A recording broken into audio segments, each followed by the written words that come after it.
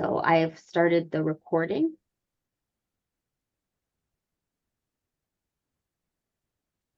Oh, look at that. I got my own slide, but you already know who I am. The reason I shared this slide is because I really am excited that these last two kind of roles that I play are both products of this summit. The summit came out of a gathering where we brought together people from the community and asked, hey, what should we teach our special education teachers? And the idea for focusing on this area and bringing together the collective continued to grow from there. So that was back in 2017. Here we are. It's the welcome. So you are welcomed because it's 10:10. So consider yourself welcomed. I'm going to center our discussion with a few comments, and then we'll jump into the panel. I've given 25 minutes, but however many minutes it takes, it'll probably take fewer. We'll see.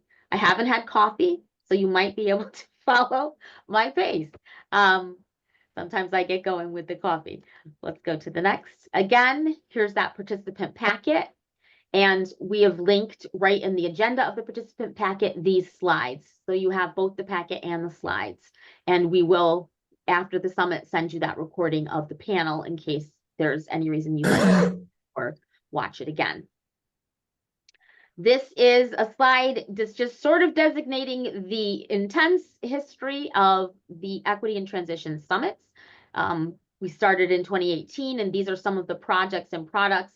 Some are more about conversations and discussions, and then in earnest in 2021, we developed the Disability Champions Mentoring Network along through conversations and with the energy and innovation and creative ideas of Katrina Hazel, who will also be one of our panelists today. And that is an organization that has its own set of activities and so forth that you'll hear more about. Then we really expanded to becoming more of a national voice that had been very New York based. The coalition was formed. So if you enjoy the group and kind of the process, we do meet again almost quarterly to plan other projects, and I'll talk a bit about that. Last year we began a social media campaign and drafted a white paper, which is also linked in your participant packet, together with that coalition. And we're working on a community blog, which has one post, but you will be invited to think about what you might want to add to the wisdom of that blog, always trying to make these ideas, accessible to communities. And I have a question mark because I have no idea what's going to come out of this afternoon's conversations, but I'm excited for the possibilities of new connections, new ideas, new topics to explore.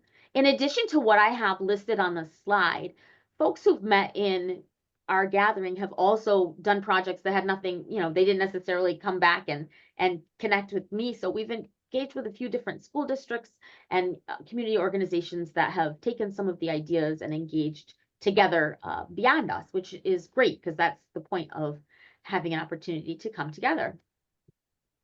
Our objectives are to consider intersectionality and justice at transition for all people, to hear and share perspectives on career exploration and disability for people with disabilities and their families, to learn and reacquaint with new and established programs and partners, to create questions and directions, and initiate action project planning, which always comes with those conversations about, well, what will we do and why and for whom and how and who and all of those. Again, they won't have to be finalized because we will end at 2. I know you're like, wait, that's going to take till midnight, but we will start that conversation.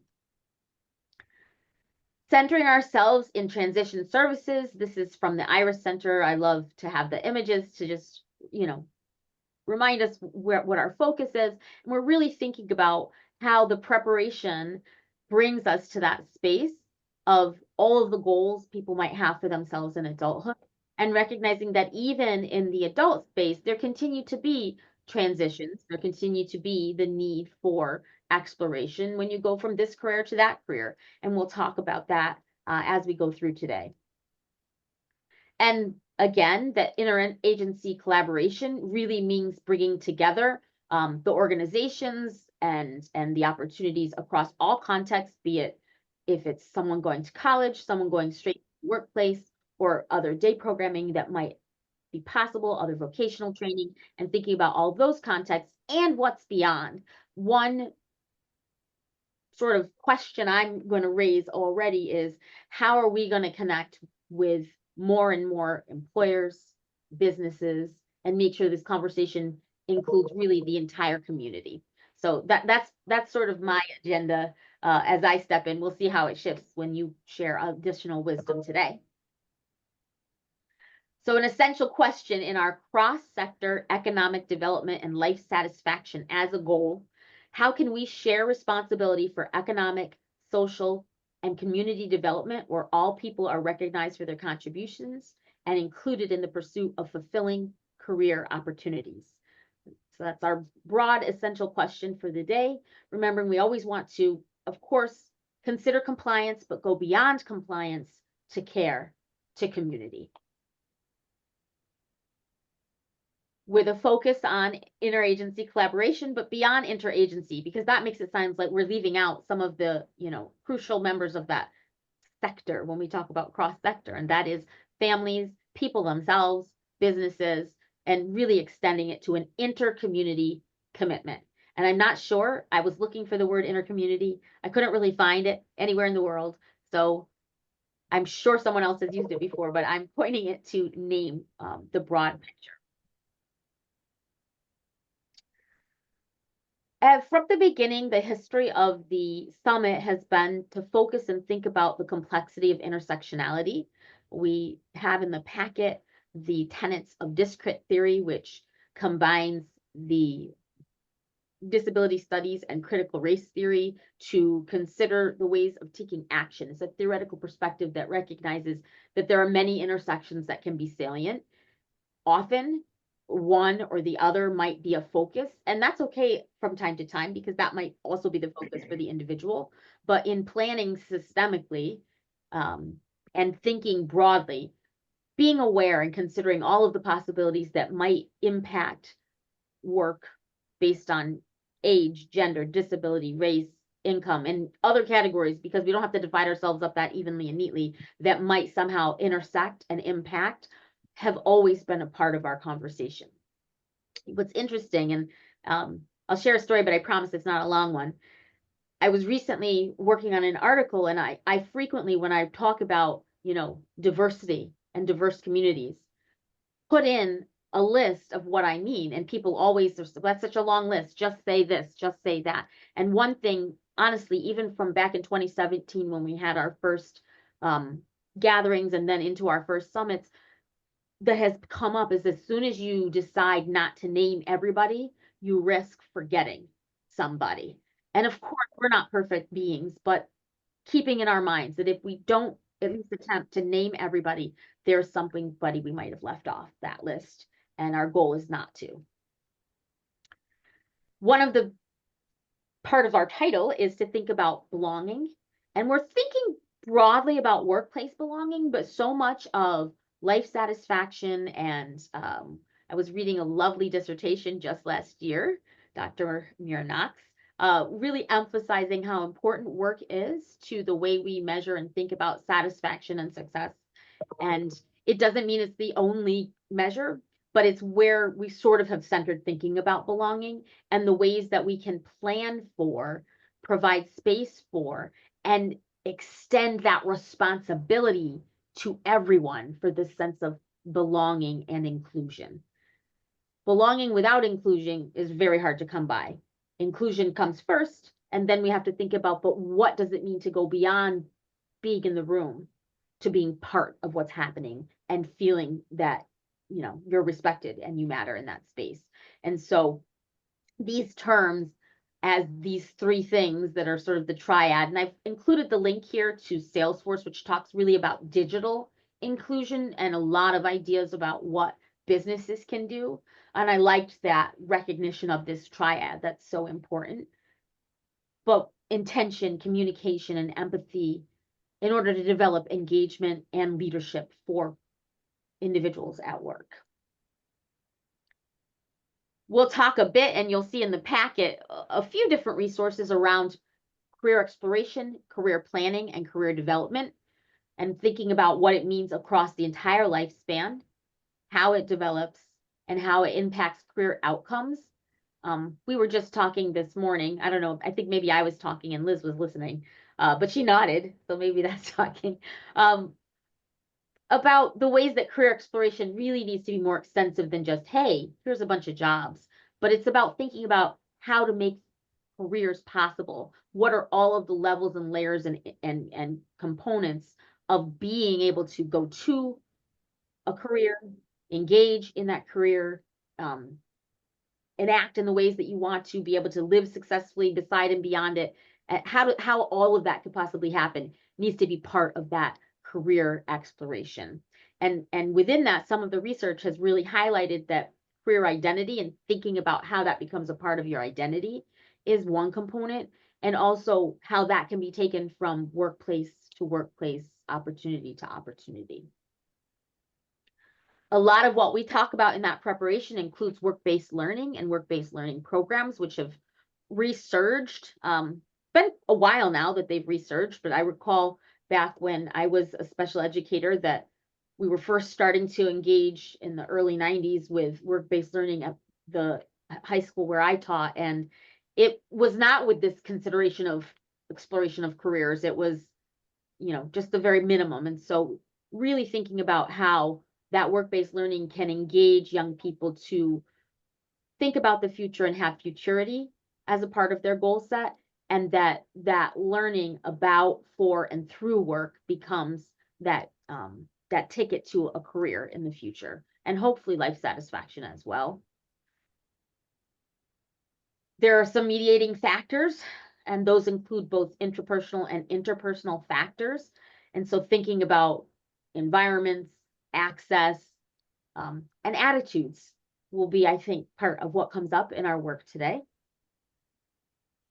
I shared this slide from NFTE because this idea of entrepreneurship is an important one that comes up as a route, and I'm anticipating that we might end up talking about some of those opportunities today and what it takes to develop what's considered an entrepreneurial mindset. And NFTE actually has a measure of that.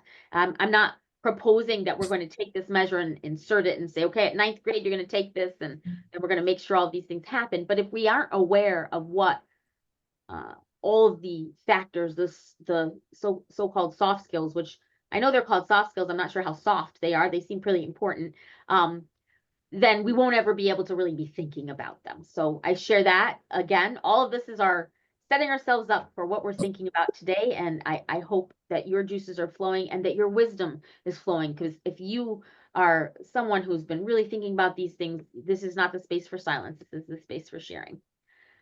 So on that note, together we know a lot, and we're going to move into the panel. I will be our moderator on the panel, but I will also, as we go, we have 5 questions that different panelists will respond to. We're going to invite each of our panelists to introduce themselves and share a little bit about their work, and then they'll tackle the different questions as we go along. But if while they're speaking, you have a question, if you go ahead and pop it in the chat for now, we'll try to get to everything. Does anybody have a question before we begin? In my classes, I always count to 30 when I ask that. I won't count to 30. Okay, so we have our panelists, and they're also listed in your packet with much longer bios and lovely photos, although I think that you'll be just as excited to see them on the screen today. And I will do my best to pin, I don't know, if I make them spotlighted, can I spotlight all of them? Does anybody know? I don't know. I'm going to try. So I am not able to spotlight all of them. I don't know how to do that. So before, rather than do that and slow us down, I'm going to jump right in, and they're up on the screen. They've all have their cameras on. We have today with us a really fun and interesting and wise group of panelists who are really so kind to give their time and wisdom to us today. I'm leaving the slide up so you can see them a bit, and then I'm going to actually turn off the PowerPoint so you can have their faces on the screen. Those questions are in your packet if you also want to follow along. And so I will just ask each of the panelists to start with question 1. You'll notice on the PowerPoint that all of the questions are question 1. And we will ask you to tell just a little bit about yourself, your connection to the transition process, including any positionalities that you think are salient, personal and professional, and how intersections of identity might affect you and your work. If we could start with you, Marilee, and we'll go through the group. Good morning, everybody. I'm very honored to be here. My name is Marilee Boylan. I'm the Director of Employment Programs for the Strong Center for Developmental Disabilities. My beginning part of my transition work started actually in supporting families. So I was a care provider as a young student, and then moved into a transition role as a transition specialist for a school district for 13 years. And then later on in my career, moved into more systems advocacy. So, and specifically with employment. So that's a big part of my heart and my work. I'm a 51-year-old Caucasian female, and I have a 6-year-old who is neurodiverse himself. So thank you for including me. Thank you. Katrina. Hi, everyone. So my name is Katrina, and I'm the Executive Director and founder of Disability Champion Mentoring Network, Inc. I'm also a person with multiple identities. I have a disability, and I'm also a Black woman, and I also live in an underserved community. So I represent that way, and I'm also an author, and I also work for the Regional Centers for Workforce Transformation as an advocacy lead. And I also do life coaching workshops and different things like that. My bio is pretty big, so that's just to name a few. Thank you, and welcome, Katrina. And next, Melanie. Hello, my name is Melanie Hecker. I am the statewide youth and young adult advocacy specialist at the New York State Office of Mental Health. Now, the youth team at the New York State Office of Mental Health, Office of Advocacy and Peer Support Services, is geared towards infusing the voices of youth and young adults into all policy and program areas of OMH. I myself have 2 disabilities. I am both autistic and I have bipolar not otherwise specified. I also am Jewish and a member of the LGBT community. And while OMH is where I ended up, I have worn a lot of hats in the past, including being the vice president of a disability student group here at the University at Albany.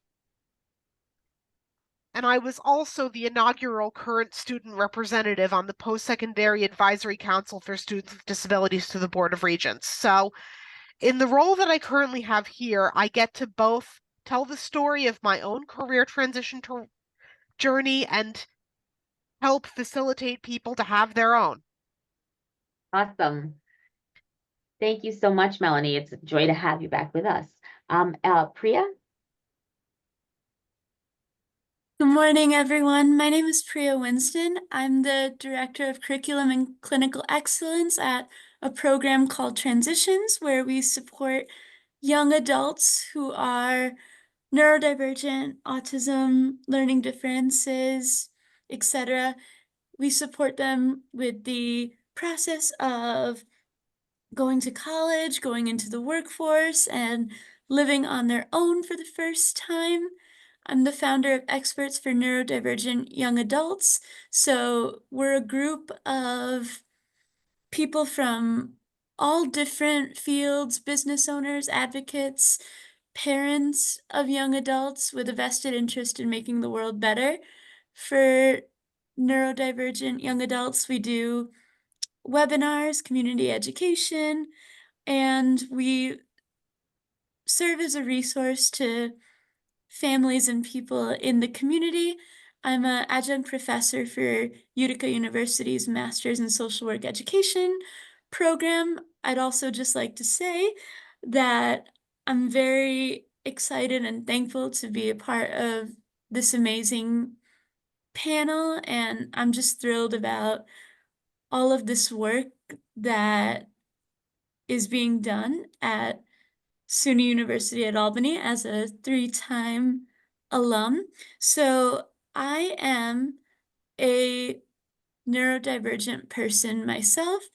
I have a learning disability that's not the same as autism, but very similar. I'm an Indian American woman as well. Thank you so much and welcome. Jennifer.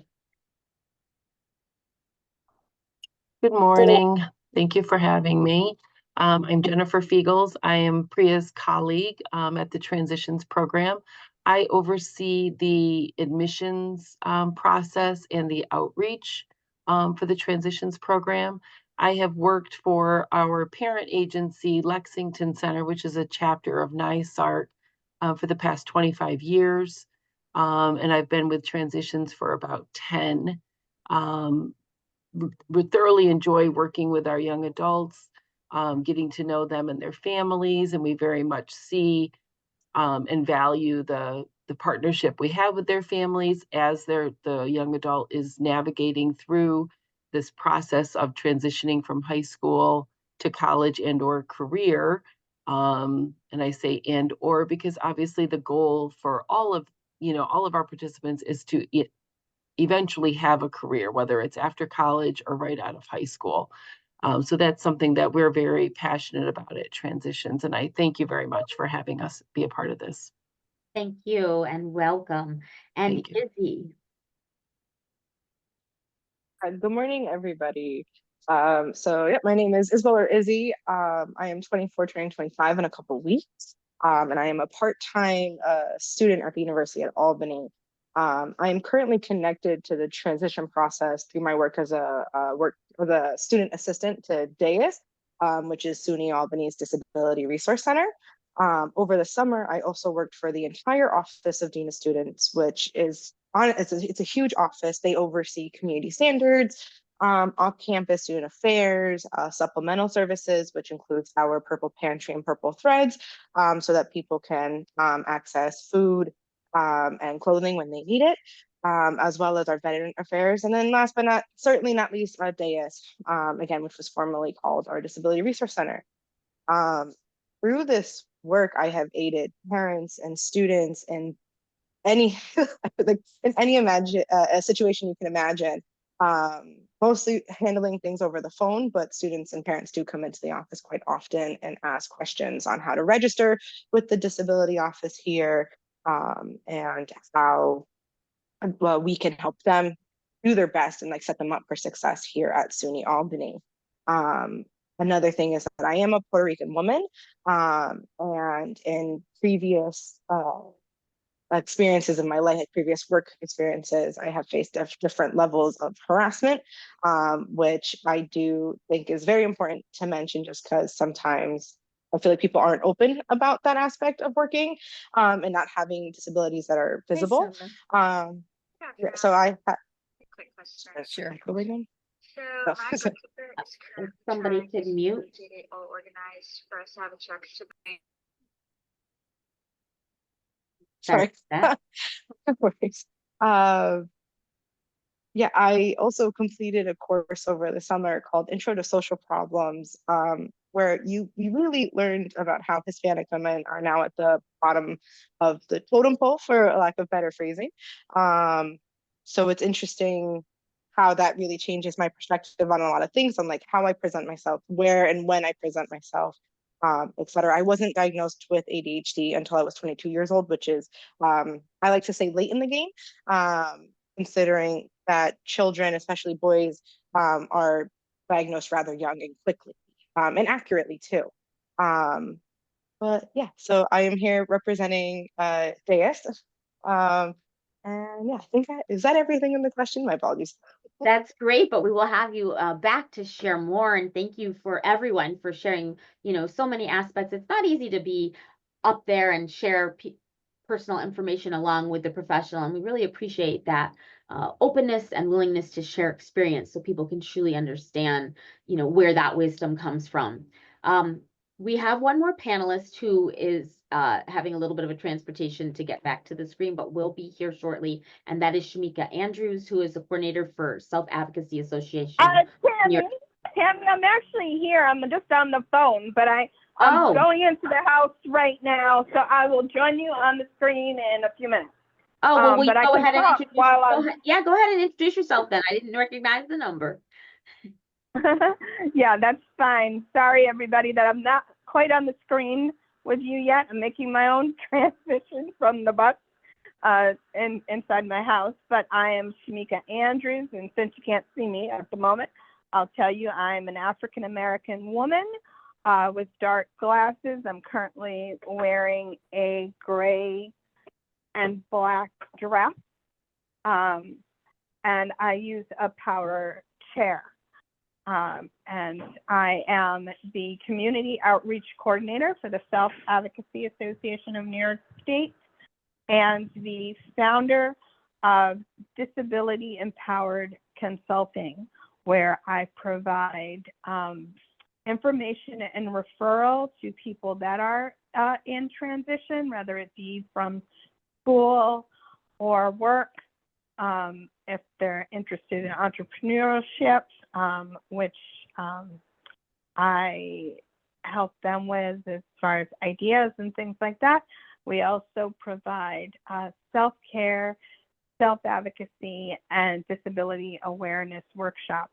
So I am glad to be with you today. Awesome. Thank you so much, Shamika. We'll give you a chance to get settled and we'll start the questions, but wait till we see you to call on you. So as you can see, we have a delightful panel, and we'll go on with the next question, which is, what factors should youth with disabilities consider when deciding on a career path? And if our panelists you can let me know if you are raring to go and want to answer it, or I will just call on you. A few of you have let me know which questions float your boat, but who would like to handle that one? So I can. Okay. For most students, they need to think about three things. What do I like? What am I good at? What can I make money off of? But for disabled students, there are a few extra considerations. Namely, can this career field accommodate my disability? How well would I be able to advocate for the accommodations I need in this field? Do I have any particular trait that may make this field not a good idea? For instance, in my case,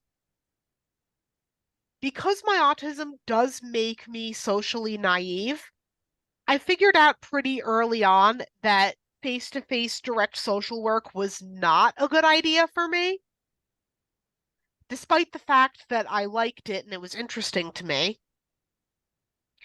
And then, of course, there's the fact that most people with psychiatric conditions are on very sedating medications that can make it difficult to take jobs that require you to stay up late at night. So those extra considerations mean that a disabled person might need to try out more different career paths than your average student. And then, of course, on top of that, you also need to throw in other intersecting factors, such as if you're Jewish, will this career path allow you to easily take off time for Jewish high holiday ritual obligations, for example? So that's my take on this question. Thank you, Melanie. How helpful too that you broke it down with like those considerations. Does anybody want to add or speak to this question? I'll add a little bit because I wrote down all the questions and my answers, and Melanie kind of hit it right on the head for some of the things that I brought up. Like, do you struggle with talking to strangers because sometimes it is a social interaction if you're a person with autism, but sometimes as well, it's exhausting to talk to strangers all day long. It's something that we need to be honest with ourselves. So maybe retail or something like that isn't a good fit for you, or something that's customer or client facing. Along with like, do you struggle with like fast paced or slow paced environments? Is it, and like, are you better under hard deadlines, or do you struggle under hard deadlines? Things like that can really narrow down several career fields, or at least eliminate other options that are available at the moment. And one other thing I think that we should consider is what makes your day fly. Usually when we're having fun or being kept busy, especially like in a respectful, like fun manner, it could feel really good to have your day fly. Sometimes it's really overwhelming for me personally, just because I do struggle with time blindness a lot, where like I blink and I'm like, oh my God, I got nothing done. You're at the end of the day, and now I have all these deadlines that I'm like facing, and I'm like, I thought I did everything today and I got nothing done. And so I think those are like really key things that students and youth should be paying attention to. Just having that authentic and honest conversation with themselves on what works and what doesn't work for them. Thank you. That self-awareness. Priya, I thought I saw that you wanted to. Yeah. Sure. I'll just add what Melanie and Isabel have said actually is supported by research and what we've seen at Transitions. Jen and I have worked with lots of young adults, and a lot of the factors that they talked about, knowing your strengths, being in a field industry that makes sense for you. I'll also throw in, is the supervisor you're going to be working with, do they have a good understanding of, or an empathy or compassion for working with you and what that's going to mean? Are they going to be open to providing the necessary accommodations? And not only are they just going to be sympathetic, or are they actually going to hold you to a high standard and with the accommodations and support that you may need, but also have similar expectations to other employees? What's the environment that you're going to be working with in? Is it lots of lights, sounds? Are you going to be working at a desk? Are you going to be moving? Is it going to be mostly with your hands? I think these are also important factors to consider as well. Thank you. Marilee. Like Priya was already saying, I think sensory is such a large component, and with that, the practical experience of having early just experience on the work site. So there's really common to have paper and pencil assessment, and that might be a good superficial start, but I think definitely in person practical experience in different environments just to really try it on has really good outcomes. Thank you. Does anybody else, Katrina, did you want to add? I saw you were unmuted. Sure, I'll add something really quickly. So I think some of the factors that youth with disabilities should consider when they're looking into careers is honestly to have conversations about their goals, dreams, and interests. We know that often doesn't happen much in schools in the way it should, but that's one of the things that I think that they should focus on, is what they're really interested in, what their goals are, and what their dreams are, but also making sure that their dreams are connected to their reality as well, because sometimes we have this dream that may not always fit with our reality, and then it's hard for us to come to terms with it when we're not able to achieve them. But I also, to build off of that, those types of conversations about interests and passions need to happen organically. Now, what I mean by that is when I was at Hudson Valley Community College and had found out through experience that X-ray technician was not the right path for me. I can't believe I even considered that. I went to the career and transfer office.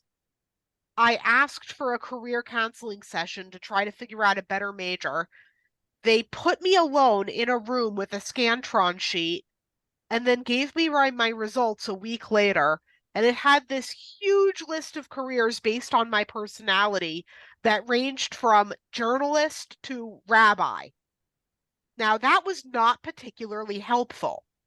What was helpful was being able to get part-time jobs that allowed me to figure out that public policy was the right fit for me, getting to talk to people who worked in various fields, getting to attend events about different career paths. So thank you. Jennifer. Yes. Just to again add to what the others have said, you know, and having those conversations with a supervisor, I think, you know, learning how to efficiently and eloquently advocate for what your needs are, and making sure that the advocacy is reasonable, that you're not, you know, asking for something that would be out of the realm of possibility. And then just to piggyback Melanie, you know, one of the things that we have found to be really valuable are internship experiences. You know, I have always tended to think as a social worker, I've done lots and lots of internships in my college time. You know, that it was something that helped me to find what I wanted to do, but it also, on the flip side, helped me figure out things that I didn't want to do for whatever reason. So that you know, the value of having the experience to kind of try it out, and figure out, you know, wait, this could be something I do as a volunteer on Saturdays, work at the animal shelter, but my career is to be an administrative assistant. You know, those kind of helping to separate what's a career, what's an interest, what's a job. You know, I think about, you know, I think as somebody said about the jobs I've had in my lifetime, I worked in a deli once in grad school, figured out quickly that wasn't what I wanted to do forever. But I learned a lot through that experience. I learned how to communicate, how to slice ham 67 different ways, how to do lots of different, you know, tasks, and things like that. But I knew that that wasn't what I wanted to do. Thank you. Shamika, did you want to add anything before we move on? I just wanted to say, you know, what everybody is saying is great. I think, you know, having those opportunities to explore, you know, I know for me in my own career path, you know, having those internships and having those volunteer opportunities is what helped me to get those paying jobs and, you know, those experiences. And I think also being able to express what are the skills that I'm learning from these opportunities. Because a lot of times, you know, people with disabilities, you know, if they don't have a paying job, you know, when you talk about, you know, resume building and things like that, they're like, well, I don't have that experience.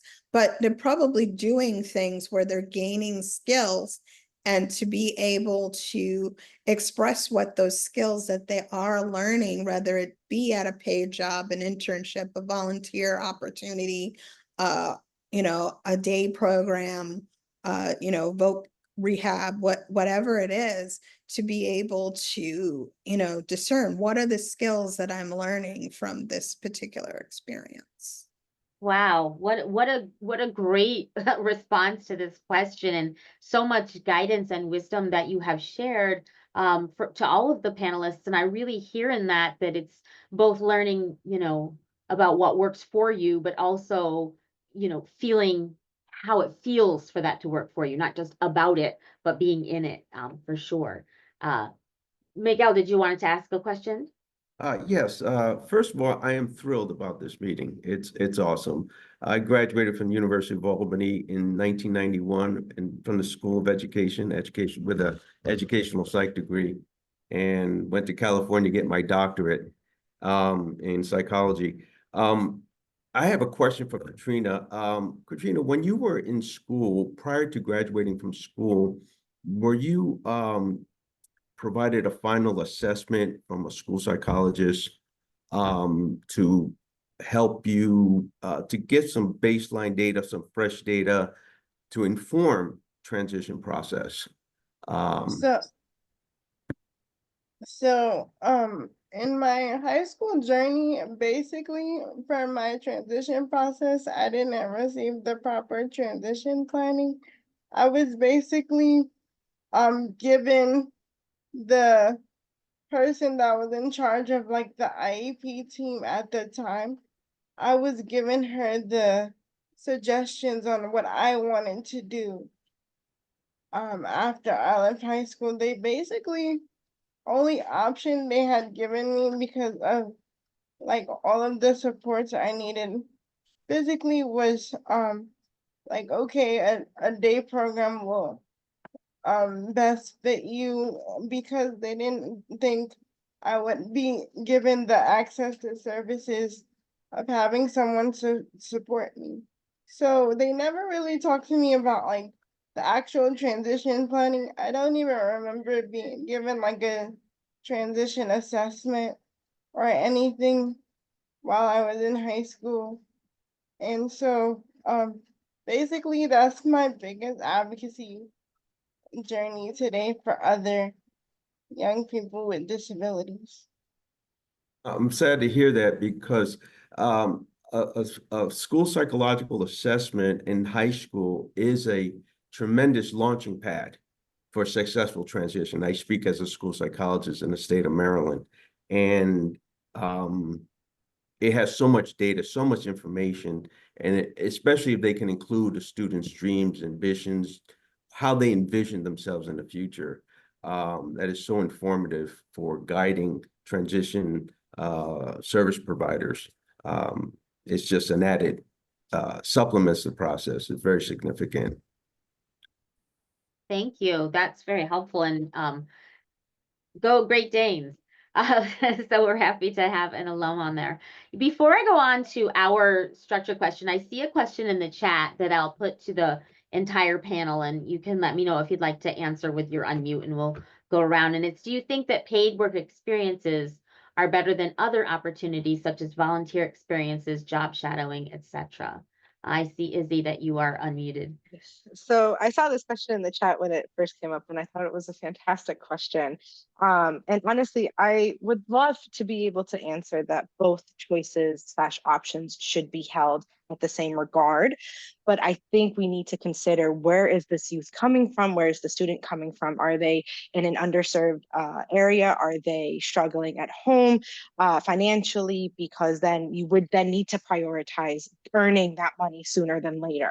And what's nice about part-time jobs is that it still gives you experience in so many different things. I've held so many different part-time jobs where I would have loved to have been volunteering instead, but I needed the money. So I think not that it's too broad of a question, but it would really need the context of which student you're talking about. Is it someone that's coming from a more well-off lifestyle where their parents can take them to and from a volunteer job without hurting any paychecks coming into the house or lack thereof? But I'd like to say that if you're not in a situation where you need the money, that volunteering can have its benefits in that it is a lot lower pressure than a paying job. And the other benefit that I'll give to volunteer positions and opportunities is that it allows youth to start gaining work experience before they're of the age to be working for pay. Yeah, I wanted to say, I think sometimes in the system we weigh them against each other. And I think they should work together. I think some of the problems that when it comes to transitioning from one to the other is often, if somebody is in a job shadowing program or different types of programs, they're often assessed about whether they're ready or not. And sometimes those, what they're being measured against doesn't really make a whole lot of sense. And so people are often I don't, maybe the right word isn't stuck, but they're, they're in programs. I often say this, you have, when it comes to pre-vote programs, pre is supposed to mean that it's before something else, right? So, but you have, you still have to this day, you have people that are in pre-vote programs for 20 years because somebody doesn't feel that they're ready. And so I think that there has to be a balance between the two. And also that people aren't just, in a volunteer position forever because some employer doesn't want to pay them. So I think there's benefits, but they need to work together. Thank you. What a helpful way to think about, how they can both work for you. Marilee. Just to piggyback on what Shamika was saying, I think sometimes people get stuck and not given the opportunity for paid work. And we definitely see that if people are given paid, if they're obtaining paid work while they're still in school, there's much better outcomes for post-school employment. Absolutely. Thank you for that. Isabel, did you want to say another bit? Just one last thought that I don't know if this program exists across the country or if it's specific to like where I live in New York, but we had the opportunity of choosing a typical education path in high school or going into a program called BOCES, which encouraged students shadowing several different like workplaces. So a lot of the time they are highlighting electrical work or, estheticians and makeup artists, et cetera. Like there's so many different paths you could go down. And what was nice about that, it was during your school hours is when you would kind of get these hours of volunteer work, or not necessarily volunteer work, but like, shadowing and internshipping that I thought was really important. Shamika mentioned the pre-vote, and I thought of BOCES immediately, that's something that was offered in my area. And I thought that was really important because then a lot of my fellow peers were then able to find their careers early on because they found something that worked while being in school. I chose the typical educational path, and sometimes I have minor regrets about that, but I think it was the best path for me at the time. So just in case anyone else has something similar to that in their area. Yeah, thank you. Katrina, did you want to speak again? I just wanted to add something really small. So I also think it's important to show other young people like the different educational paths that they can go on if they feel like college doesn't fit them. We can also share with them resources on like non-traditional college programs or certificate programs that will help them to get the career that they want in the future. Because even though I graduated from college, I kind of like the idea of getting a certificate in a particular skill or area that I'm able to build my own career off of. Thank you. Yeah, it's really broadening that for all people is a better use of, I think, the resources for those post-secondary opportunities too. So the next question that we have, and again, thank you so much to our audience, to our participants today. If you have a question, you can feel free to pop them in the chat or raise a hand as we've been doing. But the next is, what recommendations do you have to foster that sense of belonging within a career path? And go ahead, Izzy. Truthfully, I feel like I'm still figuring this one out myself. However, I think your introductory into leaning into discomfort was perfect. Like a good way to start. I think the biggest thing that we could do as a society is be more open about our daily struggles and our disabilities and just things that we face on a daily. I think that we have a systemic problem of being adverse to talking about such things. Which I understand to an extent because it does require you to be very vulnerable with people that you may not be very comfortable with. And I think that's something we also need to gauge day to day anyway. Is this a group of people that I can be safe with to disclose my disability and have them and not fear judgment or discrimination later on. However, I also think that like something that I've learned through therapy is that that I'm not alone in my struggle, that there's always going to be someone else that is facing something similar, if not identical to what I'm going through. So having the ability to be vulnerable with other people makes them more able to be vulnerable with me, and then we can share and that creates a really big sense of belonging, like, oh, I'm not alone in this, like someone else also struggles with the amount of people that we had today because of XYZ factors. And so overall, I do really think it begins with us as individuals, but I also think then we need to tie in our managers and higher ups, because if I ask my boss, hey, how you doing today? And she's not very honest with her struggles, and I can tell that she's not being honest, it's hard to then feel like, well, can I be honest with you too? Like, are you going to shame me or not create a safe space for me to be open about certain struggles? And just like to tie in like communication in general then too, that it's just, talking about our struggles is a very good place to start, like leaning into that discomfort that we face on a daily basis. And just one last thing is that I'm very lucky to work under Eva Rojas and Dr. Leandra Harris in the Office of Dean of Students and DAIS, because they both are very open about not feeling great. They're very open about chronic migraines and things like that they face in their personal lives, which then fosters a very open environment in the office to come over and say, hey, actually, I'm also struggling today, and to feel that sense of belonging and safety within my workplace. And I think that that's super important to us.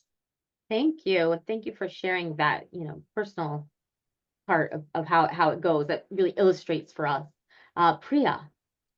Yes, so Izzy was speaking about vulnerability, sharing experiences, so I will give a personal example. So about 10, 12 years ago, one of my first jobs while I was pursuing my undergraduate in college, I was doing filing administrative work in an office building, and my focus, when I was there was a room area where all of the files were kept and everything had to be done. So I spent most of my time there.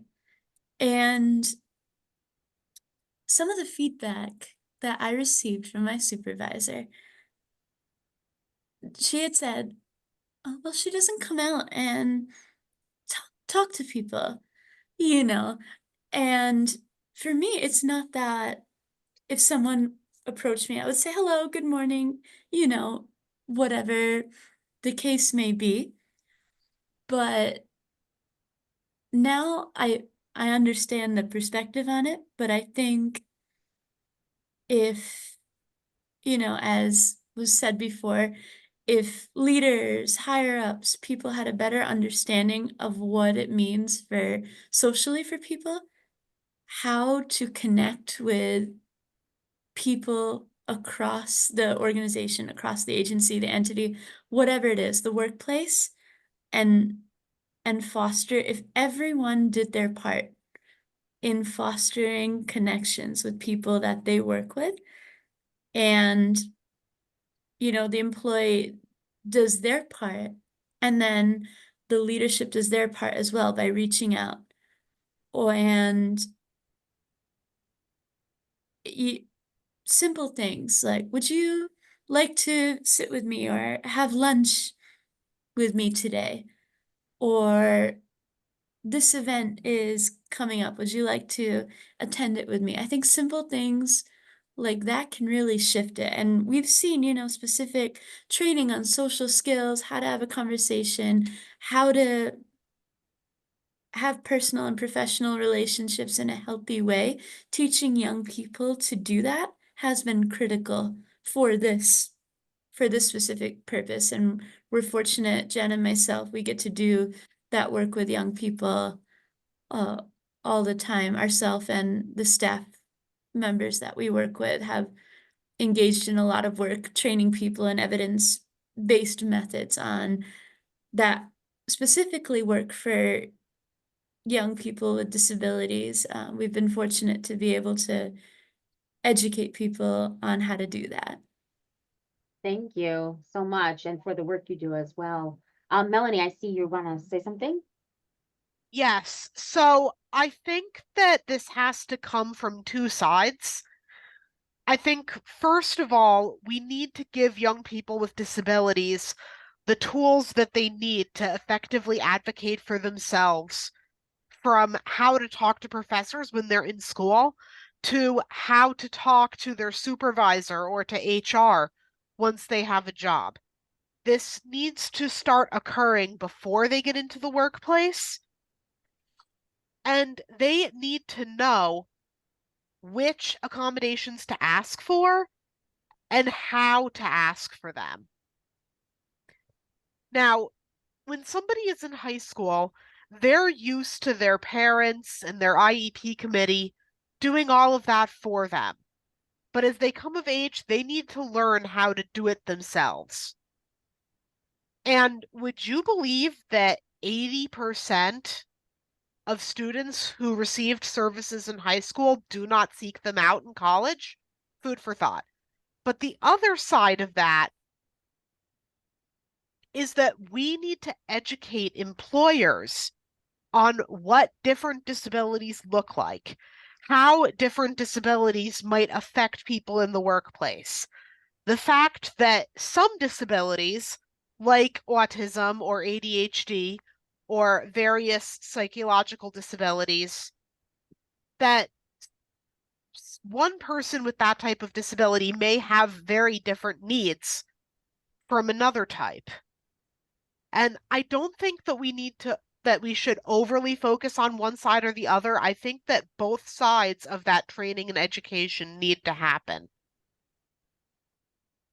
Thank you. Excellent point. Shamika.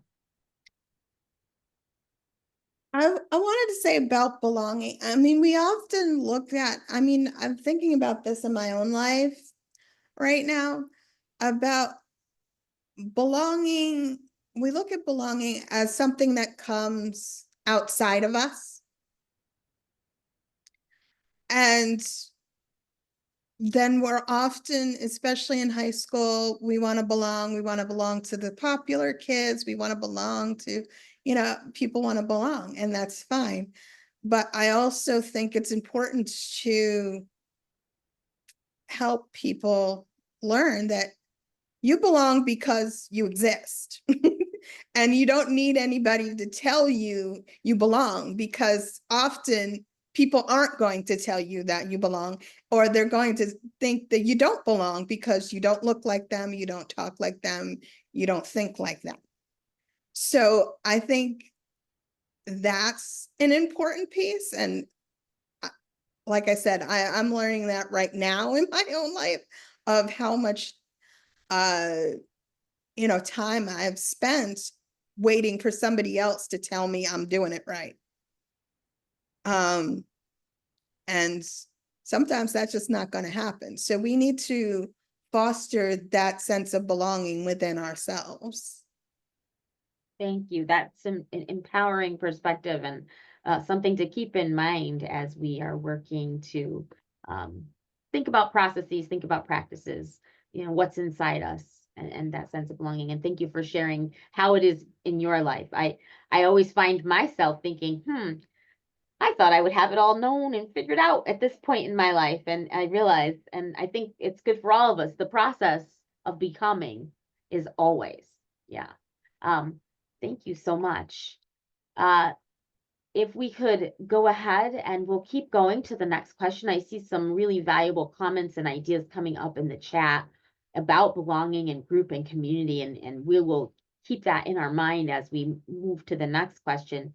And I think we'll start maybe with you on this one, Marilee. How can systems better prepare youth with disabilities for their future careers?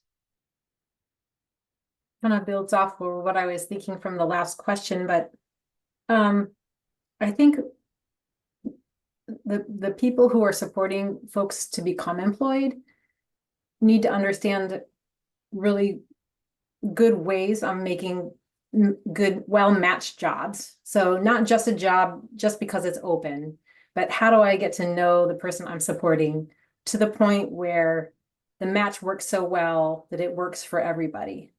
And that develops trust with the employer and the person, and then the match of the job is good business outcome. So that's always what we're looking for, is good business outcome, so that there's sustainability in this job and people like to work there. You know, it's a well-matched job just works for everybody.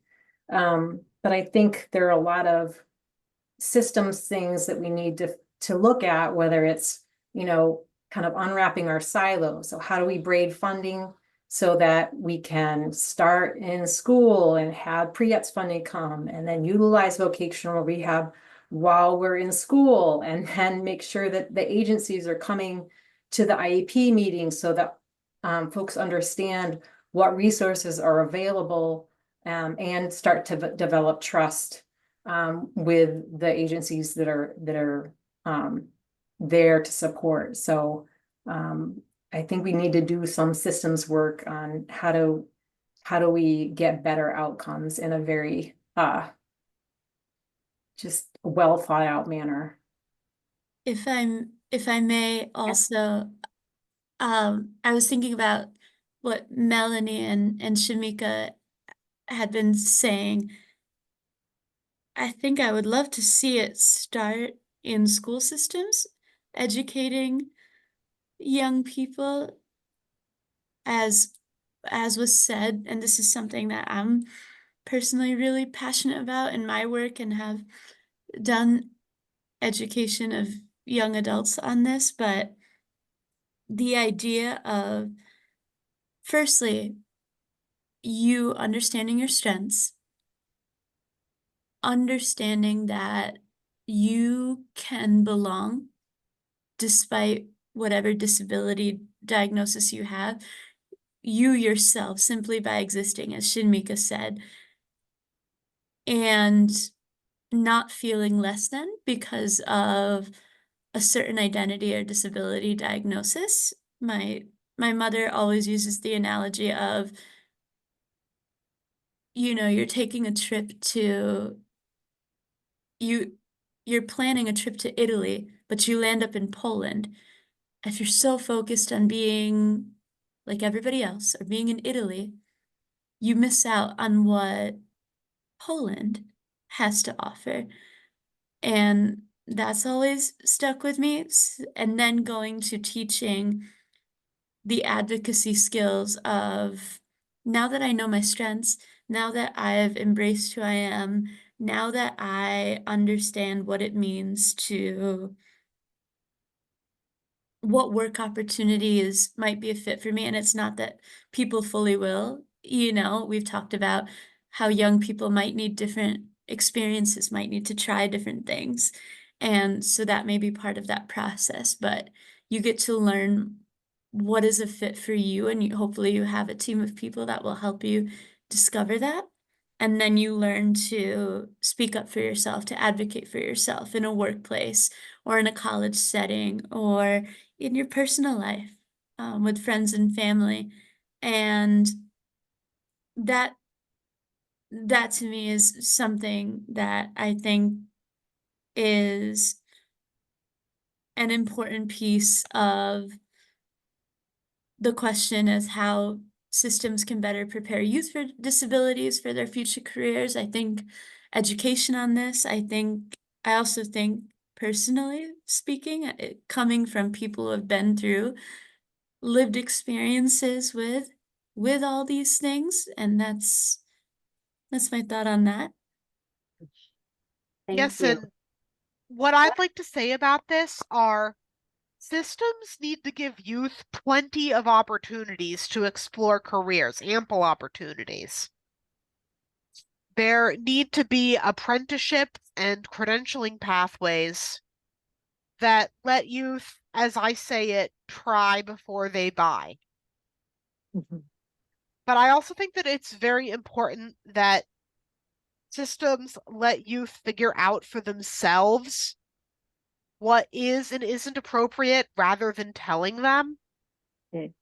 So, like, for instance, my Access VR counselor told me that when I was trying to pursue X-ray tech, she knew that that wasn't right for me. But she let me pursue it anyway and figure out on my own that it wasn't right, Because had my counselor just said, no, no X-ray tech, pick something else, I might have gotten angry or frustrated and felt that she didn't have my best interest at heart. And that is still something I'm very thankful for to this day, that my Access VR counselor allowed me to fail so that I could learn. I think that's huge because I love the use of the word systems for this question, because it's very broad and offers a lot of room for interpretation.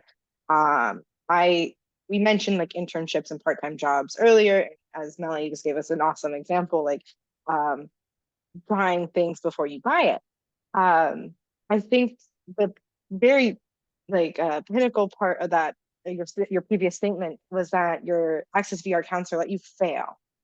And I think that that's not only just in our education systems that we need to be okay with making mistakes or not just hitting it just right on the mark, but I think parents also need to be okay with letting their children fail.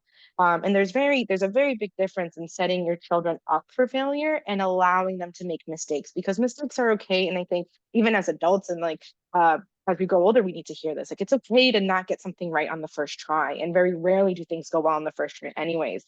But if a parent tries and prevents any and all mistakes, they're going to struggle immensely when they get to college. And like, that's some of the things that we work with here and that I was working with over the summer, where parents calling the school and basically micromanaging their child's like entry into the university at Albany. And it's so counterproductive, because your student's going to need to know how to reach out to us when they need us, because they might not need us for the first couple weeks or couple months or even a couple semesters. That the first couple classes are super easy, they're doing great. Then because mom and dad handled everything, or their guardian handled everything, they don't know who to talk to. And their parents, like, I understand it's also like, why I want my child set up for success. And it's like, I totally understand that. I agree. But if you don't at least walk your child through what you're doing, if you don't show them what you're doing, when you handle it all on your own on the side, your child's not gaining the experience that they need to become better, to be better. I also think that's something that hasn't been mentioned yet, and I don't know if this is specific to New York State, since I know we have people from out of New York. My cousin-in-law is trying to get her daughter diagnosed with ADHD. She has all the clear tell signs. I recognize myself in her all the time. We hang out, and I'm like, I think so too. But she cannot get a diagnosis without a teacher signing off on it. And her teacher refuses to sign that letter because her child's not problematic in class. And I think that's something that's systemically like not really okay. I believe that teachers should have room in that setting, because some parents might not want to admit that there's something not necessarily 100% right with their child. And they might see it as looking, oh, my child's not less than my child, and it's okay, but need to have these diagnoses, especially the correct diagnoses, to better prepare themselves as they continue to get older and face society on their own. But for parents that are actively trying, there's this like double-edged sword that the teacher's not signing off, and now this child can't get the medication that she needs. She can't get the extra attention that she needs, maybe smaller classrooms, things like this, and she's not going to get accommodated. She, I think, like most of us, have learned to like mask very well in public, in classroom, which is why she doesn't act out in class. But as soon as she gets home, she's having meltdowns. She's overstimulated. She's like freaking out. And I saw her and I was like, little homie, I get you. Me too. When I go home, I feel the same way sometimes. So I think that like that's another like system that we need to look into, as well as not just parents preventing their kids from failure, but then teachers preventing children from gaining the diagnoses that they need, and so on and so forth. Thank you, Izzy. Izzy brought up both this question of systems, but really thinking about our families. And we do have some people who are in both the role of parent and professional on this panel, but in the room, and thinking about where is the family in this employment process, and how can we support them to be in that effective process? Katrina, I see that you want to add on that one. Oh, so I just wanted to add that I also think it's important for students and the systems to like educate the students on why they have certain documents like IEPs and explaining to them how the disability systems work. Because eventually when they get asked like, why do you have an IEP? What kind of accommodations do you use? A lot of the students say, I don't know.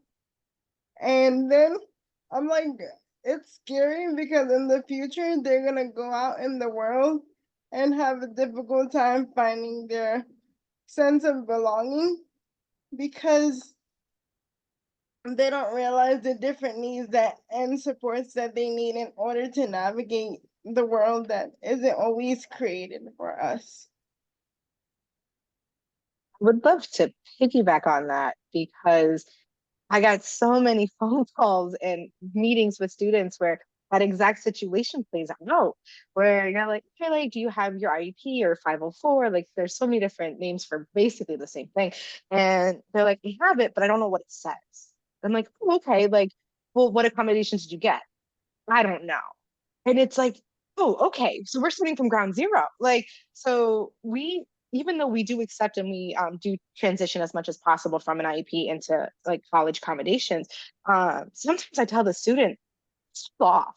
Try your first semester, figure out what accommodations you will need and will use, and we'll work with you on that. Like for testing accommodations, some students have testing accommodations right off the get-go, but they don't know why they need it. And I think understanding that why and how and the context behind why they got it to begin with is so important for them to utilize it in ways that is more effective for them.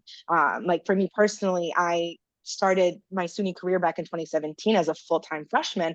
And again, I didn't have my diagnosis of ADHD at the time, but I struggled with taking tests in the same amount of time as my peers. And I still to this day, and thankfully now with my diagnosis, I can get extra testing time. But if I had been given that from the start, I might not realize why I need it. It's I need time to process. I need time to look out the window for 2 minutes and let my brain blush or something. And these some of the students that we're seeing don't have that context for themselves, which makes it then really hard to give them the appropriate accommodations that do help set them up for success. So Katrina, thank you so much for saying that. And just to make mention of Jennifer's comment, I'm glad that it doesn't happen everywhere. It's just like I've in my area, at least here in New York, kind of like upstate, there's it's not that teachers aren't or medical professionals are in contact with the teachers. It's that the parents need to bring a letter in their doctor's appointments because the doctor is like, we need evidence of this happening in a disruptive manner. Like just because it's happening at home but not happening out in public may not be like it might be a behavioral home issue. It might not be an everyday issue. So I'm glad that it doesn't happen everywhere. I just wanted to comment on that. But Thank I'd you for also responding to the chat question, just in case people didn't realize that that was there. Go ahead, Melanie. I'd also like to point out that it's important to instruct young people to reevaluate their accommodations when a new change is about to come. I'm talking about new changes like moving from an undergrad program to a grad program, or especially moving from classes into the workforce. Not every accommodation is going to match every setting. Moving to a new setting might bring up some new issues that you hadn't encountered yet. For instance, what I did, which was moving from a not so math heavy undergrad major to a very math heavy grad program, did require me to look over my accommodations again.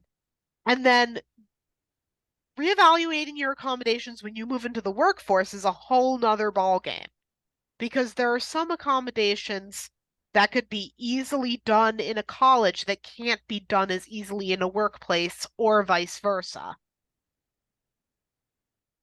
One point, thank you. That context keeps coming up, right? Context of when things matter is so important. Christy, you wanted to ask a question? I did. Thank you all so much. That's so insightful. I wanted to get back to something Priya said earlier, which was you'd love to see this happening early on in schools. And being someone who works with pre-service teachers who are now going to be certified, special education students with disability certification is now going up to grades 12. All special ed teachers now will need to be prepared to work with students who are getting ready for that transition. And I know Katrina said one of the things is to help students understand why they have an IEP. I was just wondering if any of you could offer any insight into concrete strategies that we should be teaching our, special ed teachers to be doing with their students with disabilities to better prepare them so that when they're making that transition post, after grade 12, what could those teachers be doing while they have them in, 6th through 12th grade to better be supporting this transition? First of all, I'd like to say thank you, Christy. I'm so happy to hear that this work is starting in schools. I know one evidence-based support method that we like at transitions is, and there may be people here who are familiar with this, social stories developed by Carol Gray. So basically, it's a method where people they're practicing and they're being prepared with a visual for, say you go into that conversation, or you go into, you're a young student and you have to go into an IEP meeting, and there's something specific you have to talk about, or you're practicing learning how to have a conversation with a supervisor, how to have a conversation with a professor.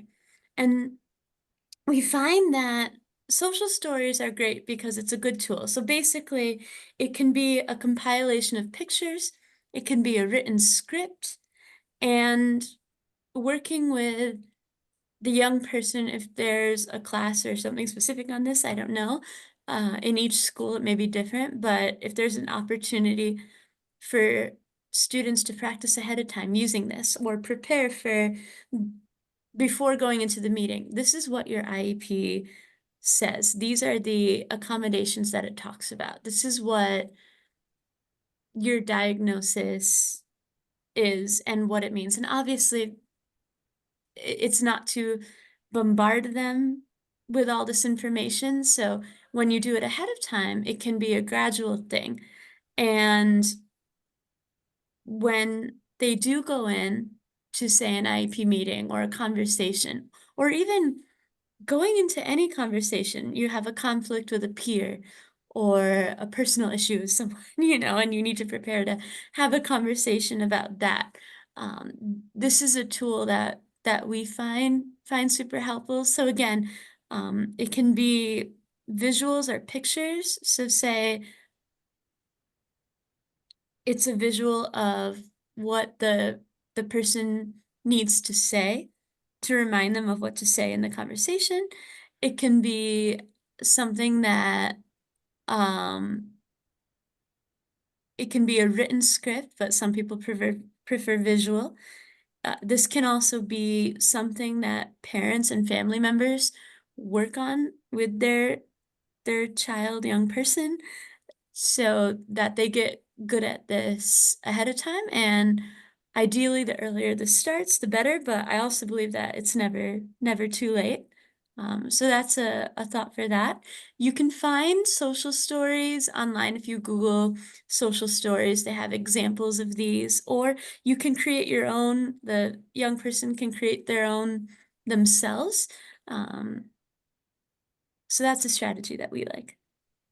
Thank you so much, Priya. And I want to acknowledge too in the chat that we have a note about that transition planning starting from parents and caregivers. And like you said, the sooner the better. But but it's never too late, right? Remembering that there is no absolute. And another note that came up in the chat as well was thinking about when we think about those systems funding, and in what ways there is funding, in what ways funding's accessible, and there are folks who are finding it. I think I told you at the beginning, I was really wanting to think about businesses. And so I'm hoping we can really expand in thinking about ways that our business community is also supporting that funding piece. Marilee. Just two thoughts. One is I want to, as a transition teacher for a few years, I used I helped the students self-run their IEPs, and I found it to be extraordinarily powerful. The students would create a PowerPoint and they would run through all the things that they need to talk through in the IEP meeting. And it really shifted the power dynamics of the meeting. And it became a very exciting process and very self-driven time. So that's one idea. And the other, as a parent, as Ben was saying, that transition planning should start early. And I really believe that the thought of being in a career starts in preschool, you know, and the way that we're operating our systems and educational systems and making sure that educational leaders and teachers understand employment first, to know that employment should be an option for everybody. Employment is a big factor in health equity, and making sure that everybody has the opportunity if they're wanting that. And I think we have to be really careful. So my son has some developmental disabilities, and instead of people thinking creatively, you know, segregated opportunities were given early on. So if we start these segregated early on times in preschool, what's going to happen later on? The outcomes aren't going to be very good. Or if we're providing OT, PT, speech outside of the classroom and not pushing in, what's going to happen if my son is out of class for 7 hours during the week? He's not going to get the academic support that he needs. So I think we really need to think about making sure everybody is included. Thank you so much. Yeah, let's begin in preschool. Let's think about that inclusivity always. Yeah, thank you. Izzy, I see you want to add something here. Just going off of the comment about the transition planning starting from parents and caregivers, I think it's also something that there's a lot of demographics, like especially at least like in the Hispanic community, that there's a lot of like taboo around having invisible disabilities. When something's more visible, like a person with Down syndrome or like a physical disability, they're very accepting and accommodating, at least in my experience. But when it comes down to things like severe anxiety, ADHD, you know, even like clinical depression, they're very like judgmental about it. And, you know, I think that's something that looking into these communities, and just again, like I try my best to be open with my family. Sometimes they're not emotionally safe people to be vulnerable with. So I do my best to like just kind of tread on that mark so I don't end up hurting myself, but just to be open about it, because then hopefully then they will be more open with their children. And I know that my sisters are doing a great job of kind of breaking that cycle as well with their kids, and they've got them evaluated for a host of things, and just to kind of prepare them for their future.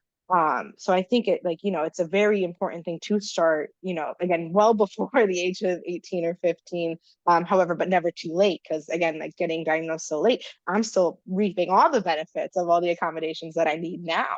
And I'm so grateful to be at SUNY Albany, where they do make these accommodations, at least like they've recently made the accommodations very easily accessible. Whereas I know that if you're a child, you don't really know what's going on. You can't tell, hey, you know, if you're 5 years old, you don't know what's going on and why you can't sit still, or why when some people speak, you get really anxious. Like you don't know those things just yet. You can't, you know, communicate that with your parents or your peers.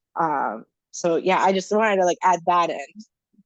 Absolutely. And thank you. As you talk about, you know, particular communities, I think that leads into our fifth question here, which I'll throw out to the panel and invite everyone to consider. I love what's going on in the chat and folks engaging with their questions. So we do appreciate and encourage you to keep doing that. But this last question here was, how can we facilitate career exploration and belonging for students from historically underserved populations? And of course, I already let you know I would rather name all of those populations. So thinking about aspects like race and students with immigrant status and linguistic differences and homelessness, every possible category there, including intersections of identity.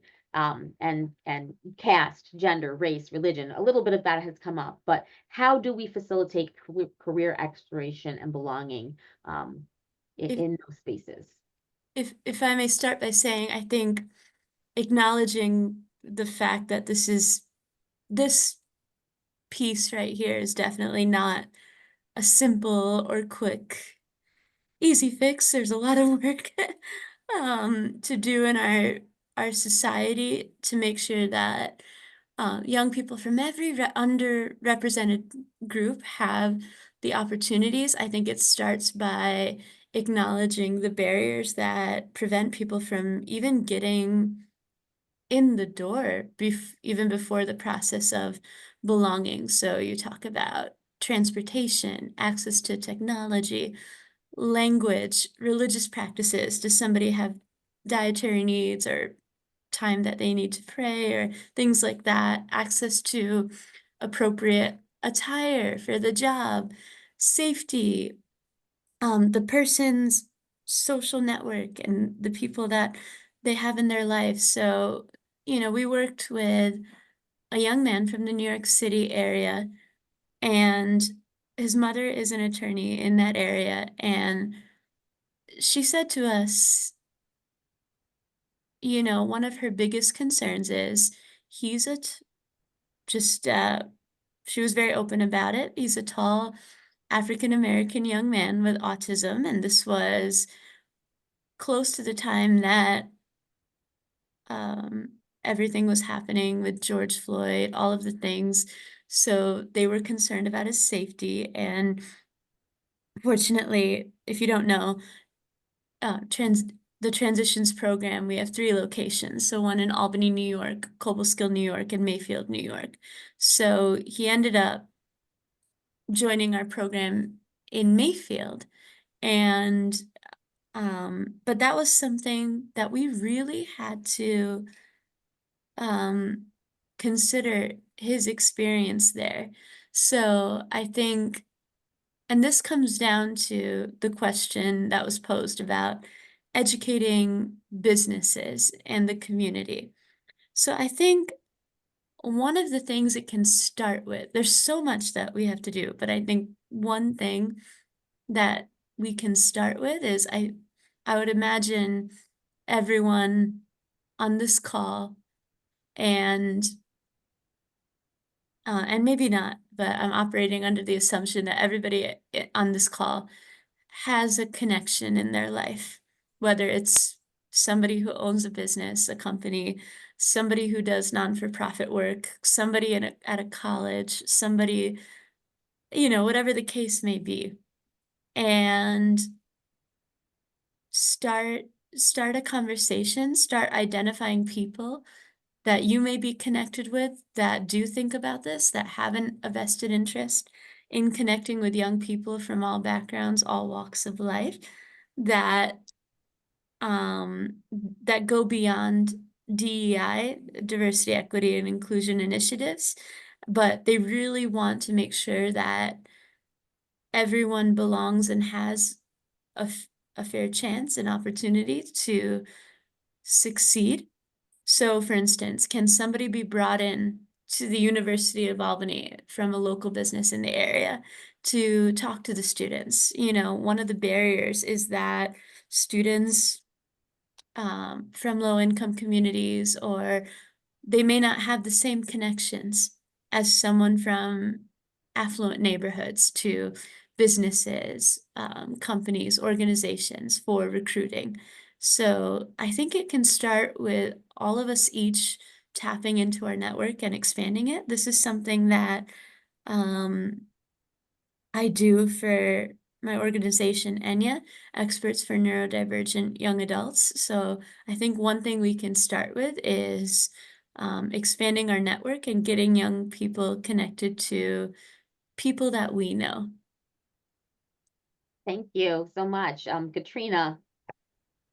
I think something that can be added to this question is educating business owners on community inclusion, because I think that's one of the biggest factors is that they might not be aware of a lot of different types of disabilities and how to deal with it.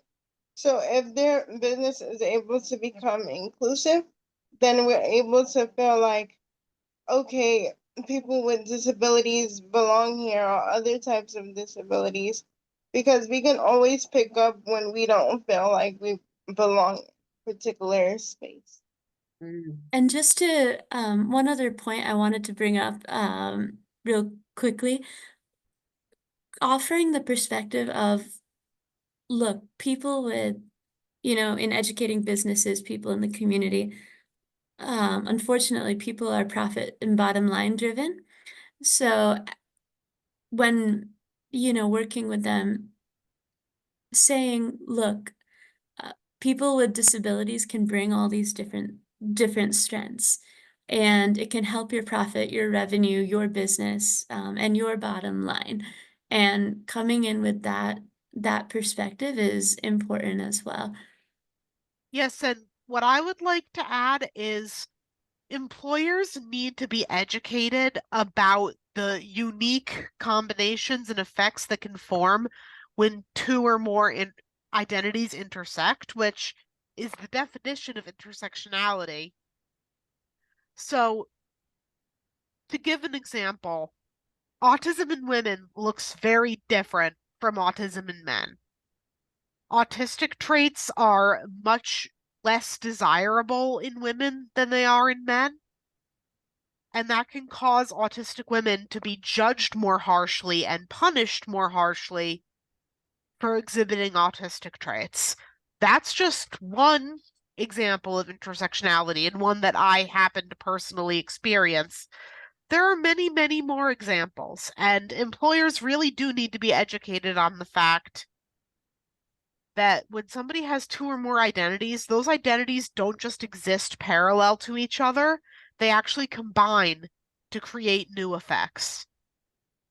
Thank you. Really, really important wisdom and ideas. And I want to make sure we get to, we have two more panelists who are unmiked, which I love, unmuted. So let's do that, and then we will wrap up the panel, but not our day. So Izzy. I think the first question in general is just huge. It's a very, I love that we're talking about it, and that there's so many ideas coming to play right now. And something that Priya mentioned was connections with people that we know. And what's really nice about SUNY Albany is that there are probably 3 career fairs per semester.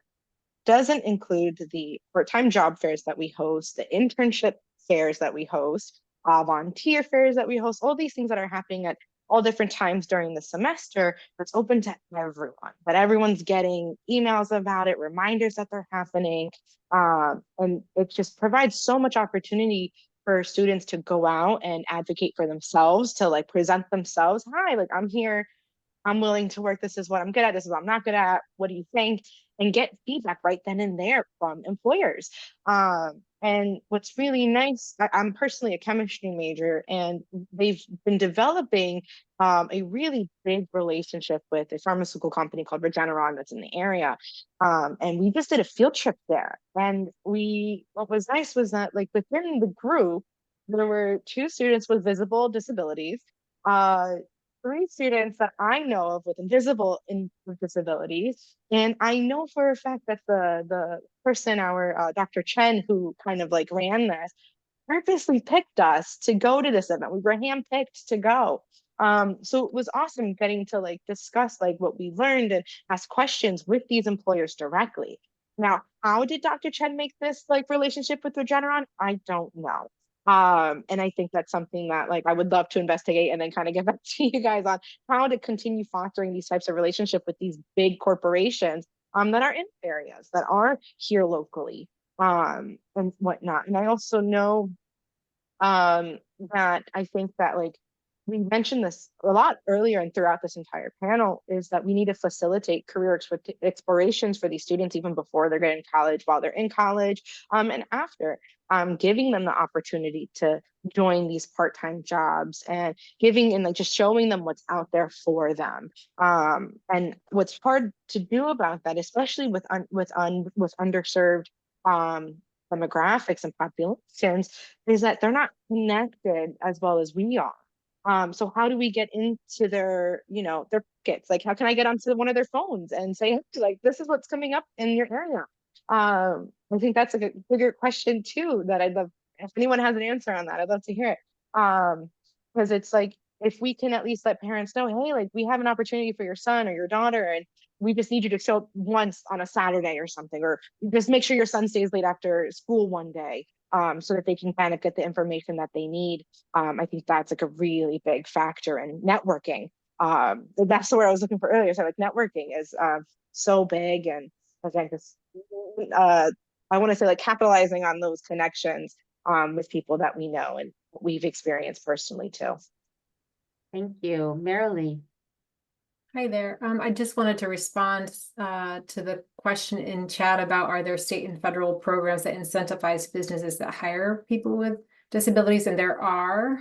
And it doesn't appear that those are the best way to have employers hire. So the best way is to make sure that the person's skills match what the employer needs, and to create that really good match. And then the incentives are kind of like frosting on the cake, but one can't come before the other. And now I'm going to wheel back to some of my thoughts here. And I feel like New York and nationally, we overutilize segregated practices. So in the school districts, we have segregated schools, we have segregated districts in the state of New York. These have impacts on our social fabric. When kids don't grow up with one another, this will have ramifications for later. And when people just aren't spending time with one another, then this impacts everything else. When people are segregated, we have 57,000 people who are segregated in day programs. This has impact. When people aren't out in community, spending time with one another, then this has social impact, which leads to comfort with each other and business opportunities and building that network. So essential. Thank you so much, Marilee, for really a lovely last comment for our panel this morning. So many ideas to think about. I know we're recording, but I wrote down all these notes. I wish I could read my handwriting. I'm going to try to decipher it during the break. Thank you, everyone, for being here today, for your deep engagement, for all those comments in the chat. We're going to take a break now for lunch, or whatever you'd like to do. You can do something different than lunch if you like. We will leave the call open, but we'll go ahead and turn off our cameras and come back at 12:30 for our small group conversations and appreciative inquiry. So thank you so much. Thank you, Dr. Ellis-Robinson. I do need to go to class after this, so I just